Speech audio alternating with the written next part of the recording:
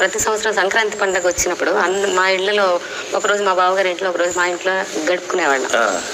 అలా ఒకసారి మా బావగారి రెండో రోజు మా బావగారి ఇంటికి వెళ్ళినప్పుడు మేము మా పెద్దవాడికి వరుసగా వేదం చెప్పడానికి టైం చాలేదు. అంటే తర్వాత స్కూల్కి అదనే కడుపుతూ ఉండటం, లేకపోతే సెకండ్ అమ్మాయిని ఉడుగు సరైన దీంట్లో చేయలేకపోవడం అట్లా జరిగింది. అలాగే స్కూల్కి అప్పటికి వాడు 4th క్లాస్ అలా వచ్చేసరికి ఎక్కువ అటువైపే ఇంట్రెస్ట్ చూపించాడు. అందుకని ఈసారి వీడికి స్కూల్కి వెళ్లకుండా చూసుకోవాలి, ఎలాగైనా వీడిని తొందరగా ఒడుగు చేసేసి వేదనలో పెట్టేసేయాలి అని నేను ఈయన మా బావగారు మాట్లాడుకుంటున్నాం.